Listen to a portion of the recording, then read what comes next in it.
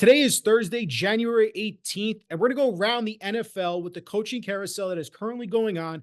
And I'm going to talk to Frankie Vittarini about all these situations. Frankie, how you doing, man? My man Ryan, I am doing okay. I'm doing okay. I'm glad that I haven't been able to watch any Jets football games. So that's been very therapeutic for me. I'm very happy about that. But everything else is good, man. How are you? Well, Frankie, you've been gracious enough to talk a lot of Jets football with me. Obviously, Frankie from U Stadium, you guys cover the NFL really well on social media, and you've seen the news of what's going on right now.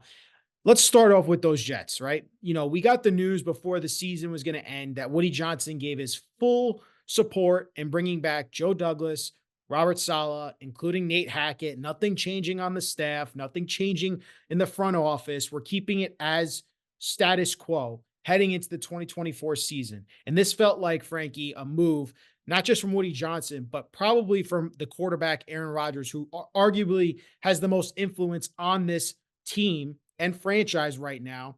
This felt like a move that he wanted to keep everything the same. So, what did you make of the fact that the Jets are willing to go into 2024 running this back with the same exact regime? Listen, man, you cannot have the last ranked offense in the NFL and bring everybody back. They didn't change one thing. Todd Downing, passing game coordinator, back.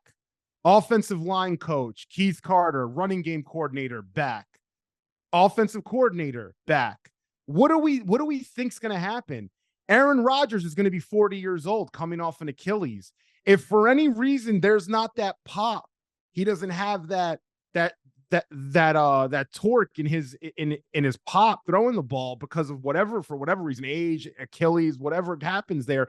How's this offense going to be? What are we going to do what we did the last week of the season and feed Breece Hall the ball 37 times again? You have to make a change, at least from an optics perspective. You cannot tell your fans and your PSL holders and people that travel and buy all your throwbacks and do everything that you want them to do to say, you know what? We had one of the best defenses, actually the top ranked defense based on PFF and football. And our offense was the worst ranked in football, 32nd. We're not going to do anything to help out the offense at all. Just wait for Aaron again. Like, you have to do something to give your fans some hope.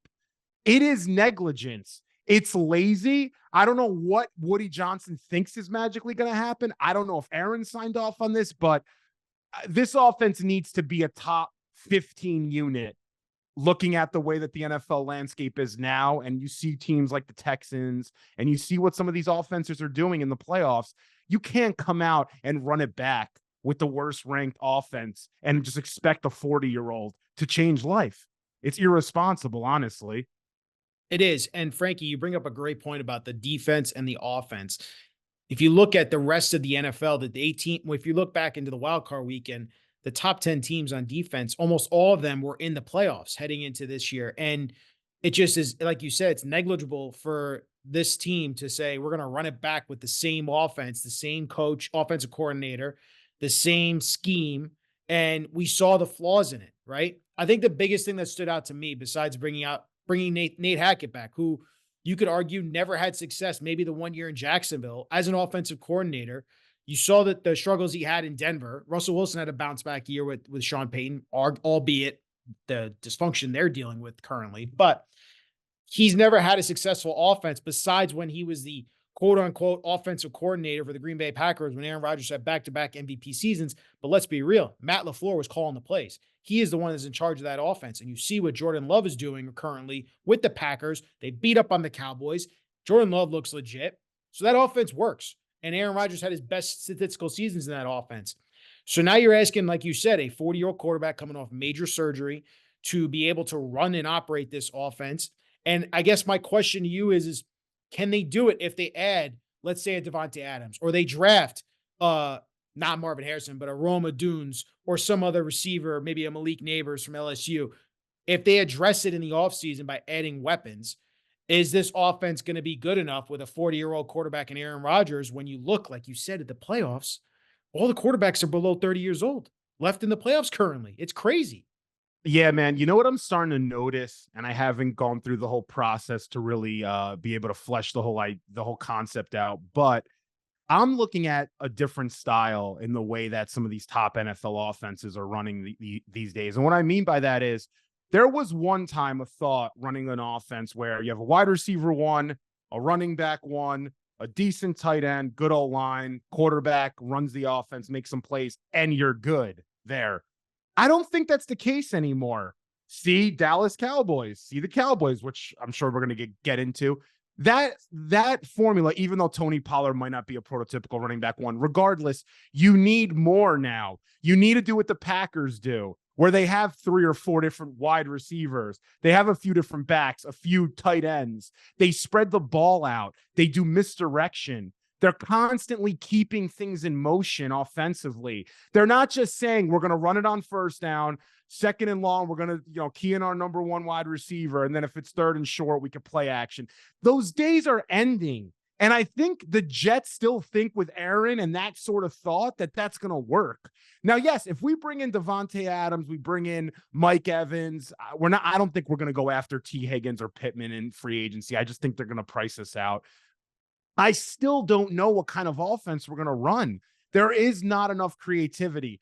Look at the Packers, the way that they just gashed that Cowboys secondary and their defense. They are constantly keeping you off balance. When you think Romeo Doubs is coming this way, you have Musgrove, whatever, the tight end coming on the other side. When you think Christian Watson's going deep, you have Jaden Reed doing a post corner or going underneath. Then when you're keying on those guys, all right, we got Aaron Jones back here. We're going to give the ball to. And Jordan Love is just the magician. He's the architect back there. This team needs to figure out that that's the way things are going. You look around the league, the Texans are doing stuff like that. They have 3 or 4 different wide receivers. They have a bunch of different backs. There's this wide receiver one, running back one thing, which we have, and we probably have, one of the best tandems, honestly, in the AFC. When you talk about Garrett Wilson and Breece Hall, is Garrett Wilson, Breece Hall, and Aaron Rodgers with Nate Hackett conducting and a bad this offensive line. Yeah, is that going to really be the formula? We shall see. I don't know. I think that's the final thing really for you, Frankie, and that's my last question to you is Robert Saleh a good enough coach with this offense that's going to be going into 2024 led by Aaron Rodgers? Is that good enough to be not even just a playoff team, but a serious contender for a championship next year? It's a tough one. I don't, you know what? The answer is probably no. Okay. It's probably no. The only reason I'm not certain that it's no is because when you have one of the top 5 defenses in football that he has helped put together, he's helped put that together, and it's been top 5 the last 2 years. There is a North Star with Aaron Rodgers, the North Star coming in, that may make me believe in somewhere in my wild head that there's something there when you have a top 5 defense and you have an offense that's bringing back a Hall of Fame quarterback. Maybe there's lightning in a bottle. We strike lightning in a bottle. But, it's tough to strike lightning because bottles are small, so it's like, but we'll see. Listen, Saleh, I don't think's the guy for the job. However, I understand why they brought him back and they brought the band back together. Why? Because they all had a hand in recruiting Aaron Rodgers. Saleh, Douglas, and Woody all got together, all convinced Aaron to come here. It's almost, I don't want to say fair because business isn't fair, but it's almost warranted for them to get a shot to run this thing the way that they envisioned it last offseason. So, hey, give him a year. Do I think it's going to work? No, probably not, but he deserves the year, I guess. And we shall see. Speaking of giving them another year, let's move on to the next topic, the Dallas Cowboys. We saw Adam Schefter report yesterday that Mike McCarthy's coming back for another season after an absolute playoff disaster, getting destroyed by the Green Bay Packers in every sense of the word. Their defense getting torched, their offense not looking great. Dak Prescott looked inconsistent and a little hesitant at times to throw the ball downfield, and had some killer turnovers also. But the decision to bring back Mike McCarthy as the head coach again for this 12-win team, a team that's won 12 12 games 3 years in a row, let's be real, and hasn't made a run in the playoffs to not even win a playoff game or get to that NFC championship game. Frankie, what are you thinking about this Cowboys team deciding to run it back with Mike McCarthy again? Oh man, this is very similar to the Robert Saleh question. Honestly, it's almost identical because there's one side of me that's like, fire them both. You're not going to win a Super Bowl with either of them. What are you thinking? Then, with more so with McCarthy than Saleh, you won 12 games in a row 3 years. You won 12 games 3 years in a row. That is the foundation to winning a Super Bowl. You have to win. You have to give yourself, the chance at a home field, at a home playoff game or home field advantage throughout the playoffs. Then you start from there. Will another coach be able to come in and replicate that? You don't know. You almost sometimes need to go to the dance and get lucky, like Tom Coughlin did. I mean, we've seen it happen to some coaches that maybe we don't think of as being like these premier guys, even though Coughlin could be labeled one, but that's another convo. Listen, I understand again why they brought him back. You won 12 games 3 years in a row. You got to try to strike lightning in a bottle. I will say, though, I would make a change in Dallas. I would change the offensive play calling. Again, that Tex Coast system that Mike McCarthy was running is very similar to that. Like, it's like a new take on that older school style of wide receiver one, running back one style, a little bit more going on.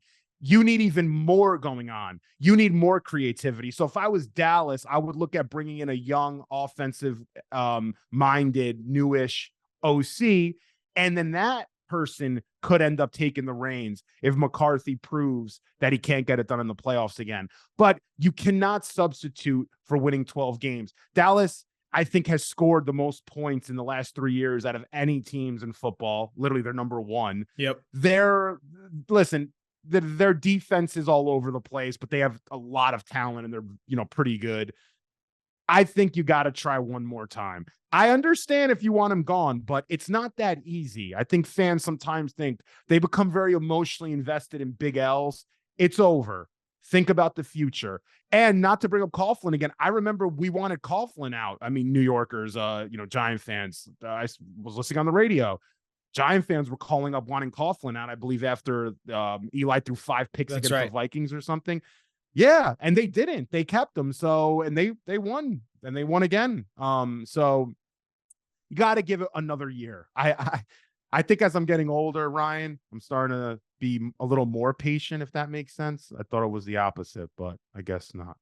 Yeah, I think there's something interesting there. The only reason I think not the only reason, one of the biggest reasons that a lot of Cowboys fans, I think, feel upset that McCarthy's coming back is this was one of the biggest disappointments you could ever have, honestly, as a team, considering, like you said, how potent the offense was. Dak Prescott was an MVP candidate. He had arguably his best offensive season. CeeDee Lamb had an insane season this year. The defense, like you said, very talented.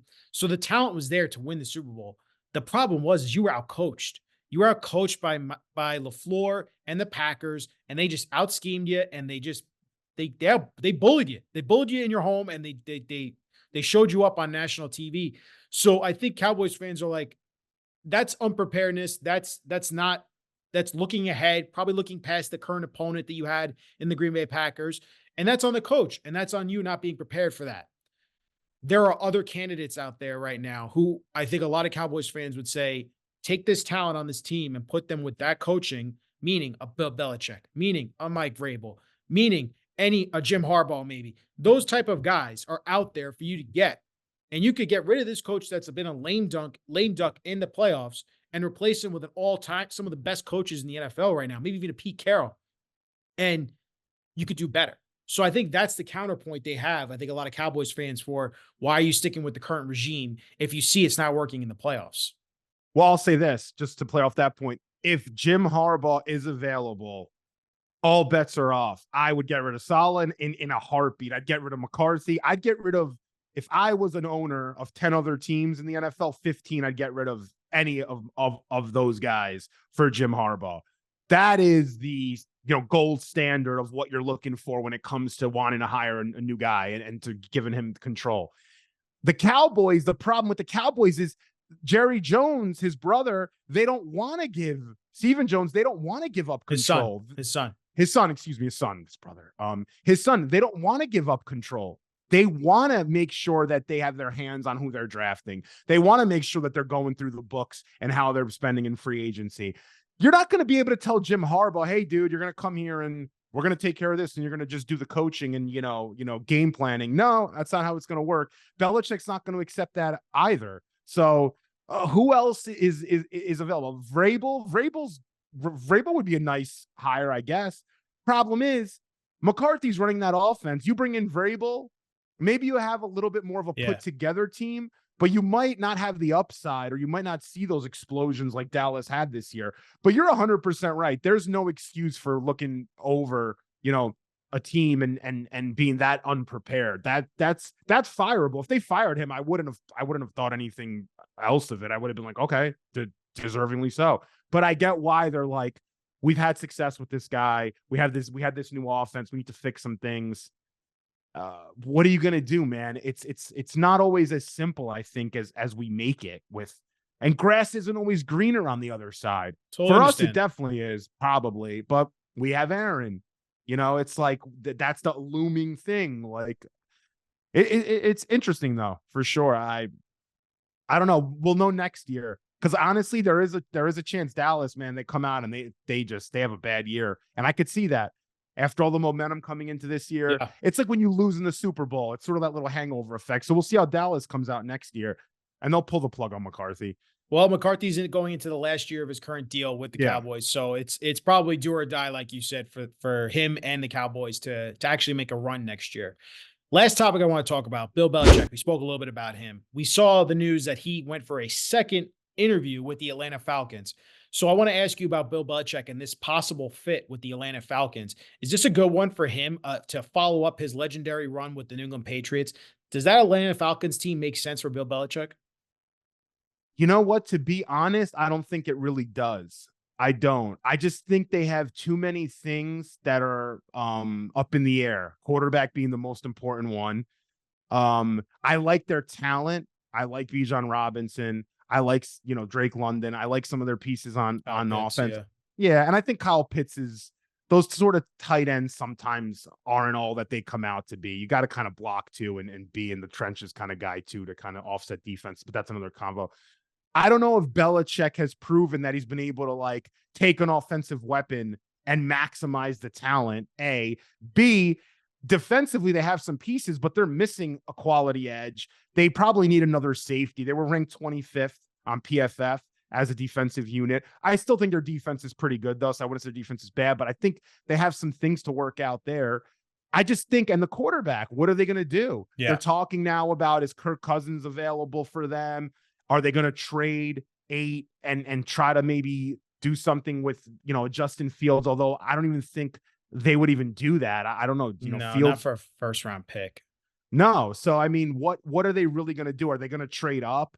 They were saying after the first 3 picks, and ironically, New England's got the 3rd pick. So if Atlanta wants a quarterback, if it goes Caleb, Drake, New England's 3rd, is Bill going to be able to call back home and do something there? Maybe they want Jaden Daniels. We don't know yet what's going to happen, but I just think there's too much stuff in the air. If he wants to go there and work with Arthur Blank, which I think's a great owner, honestly, I just think he's good. He's balanced. He's got a little bit of hold of the team, but not too much. I think that dynamic could work, but I think Bill's got to say this is a 3 to 5 year project. And is he going to take that versus something he could go into and, make things happen in a year or two?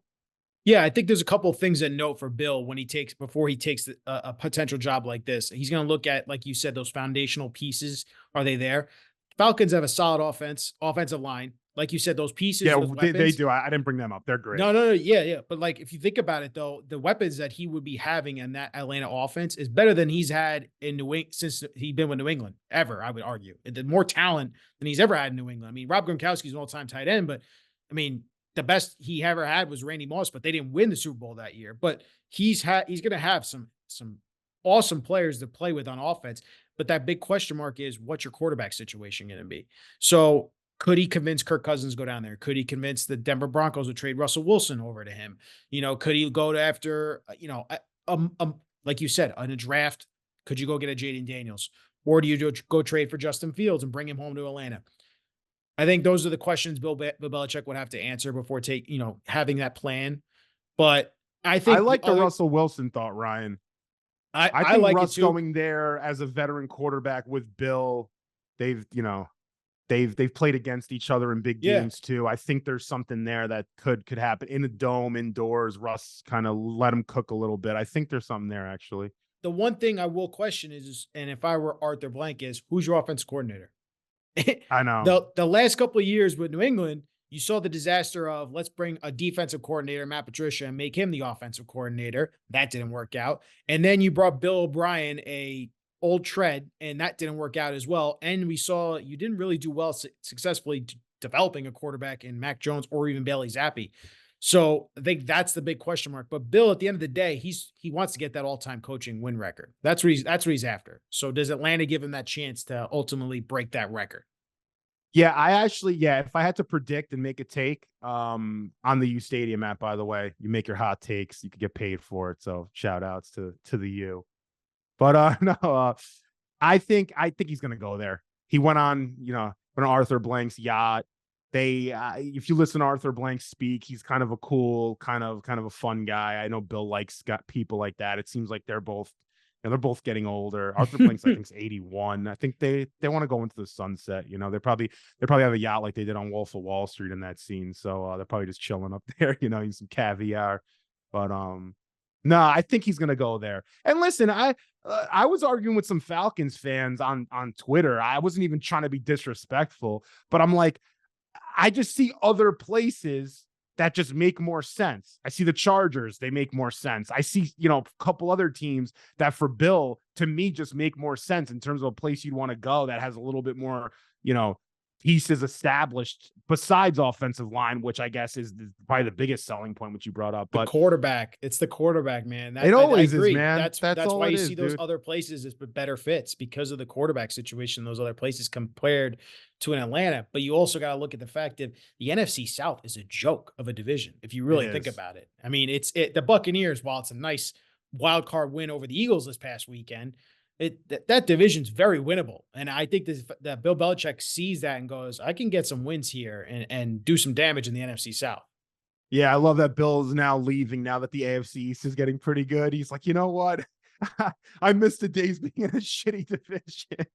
I'll see you That's later. funny. Let me go to the NFC South. But yeah, I mean, I do think at the end of the day, I think wherever Bill ends up, I think this time around he may change the way that he operates. He may not want as much control with the roster as maybe he did in New England. Maybe take more of a role where then eventually down the line he could go into a little bit of an advisory position, work in the front office, and not have to, obviously he's not coaching at that point. But so I think an opportunity like that makes sense for him because you look at guys even like Pete Carroll. I mean, they're the oldest, he was the oldest, I think, coach in football last year. He's going to want a place to go too. And I think the leadership that you get from these guys, and at this point, I think it's in their best interest to not want to just do everything. They're Right. getting older. Let them do what they do best. Prepare the team game plan, but you need the OC, you need the DC, you need your coordinators, and let the GM do what a GM does, Bill. Instead of you being the GM, you being the head coach, you being everything. I mean, come on.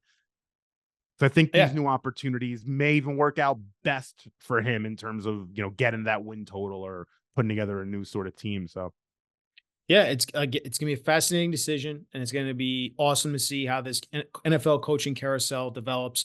We see Vrabel interviewing with the Chargers. They still got that Seahawks job opening. There's still some openings. The Panthers, what are they gonna do? So it'll be interesting to see. We talked a lot about the coaches that are staying put, but there's still a ton of openings in the NFL. Frankie, we appreciate you as always for going around the NFL with us, talking about all these coaching decisions, whether to keep them or fire them. And we hope to catch up with you soon again, man. my man, you're the best, dude. I'll see you soon. Thank you. Thank you.